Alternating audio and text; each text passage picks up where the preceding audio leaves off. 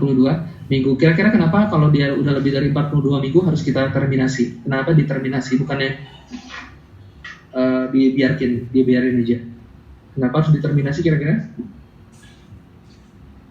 Ada yang tahu?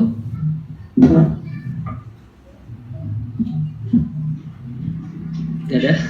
Karena kalau misalkan umur plasentanya itu sudah lebih dari 42 minggu, udah terlalu tua, itu nanti sirkulasi uteroplasentalnya udah mulai jelek, sehingga nanti sirkulasi ke janinnya terganggu, berkurang, nanti anaknya bisa mengalami gangguan pertumbuhan. Jadi kalau udah posteran biasanya kita lakukan terminasi.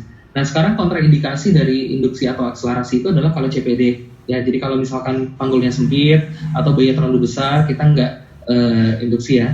Kemudian kalau dia placenta previa, nanti kita bahas tentang placenta previa itu apa, itu juga tidak dilakukan induksi akselerasi. Lalu malpresentasi, kita udah tahu nih ternyata dia presentasinya adalah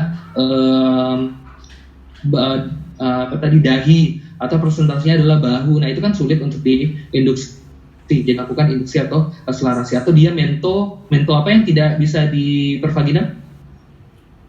Posterior. Mento posterior. Nah, itu juga mungkin kita tidak lakukan induksi atau akselerasi.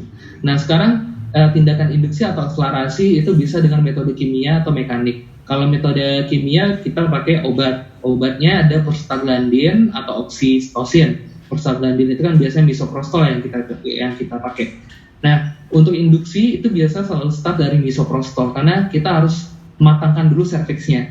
Matangkan dulu serviksnya biar ada bukaan. Nanti baru ditambah bukaannya tadi dengan merangsang kontraksi dari uterusnya. Karena kalau misalkan belum ada bukaan, kemudian kita langsung kontraksi uterusnya, itu nanti bisa sakit. Jadi pertama matangkan dulu serviksnya, baru dikasih oksitosin untuk kontraksinya. Atau bisa juga nanti pakai metode mekanik. Kalau metode mekanik itu pertama bisa pakai kateter Foley. Jadi kita masukin Foley kateter, nah ini, lalu kemudian nanti diisi oleh air atau cairan. Nanti balonnya ngembang. Nah, balon ini nanti yang bakal secara mekanik membuka serviks, mendilatasi serviks. Atau bisa juga dengan cara pecahkan ketuban atau amniotomi. Jadi katanya tindakan memecahkan ketuban ini dapat merangsang. Jadi cairan ketuban itu dapat merangsang kontraksi juga dan dapat merangsang bertambahnya bukaan. Jadi nanti bisa dengan amniotomi. Terus bisa juga dengan memasukkan batang laminaria. Jadi laminaria itu kayak kayu kecil, higroskopis, bisa nyerap air, sehingga nanti kalau dimasukin dia makin lama jadi makin besar ukurannya.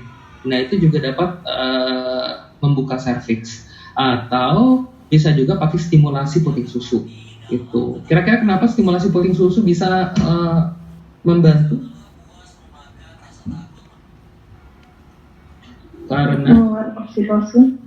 Betul, karena ketika terjadi stimulasi pada puting susu itu dapat merangsang keluarnya oksitosin, sehingga nanti bisa merangsang kontraksi dari uterus. Nah, pada induksi atau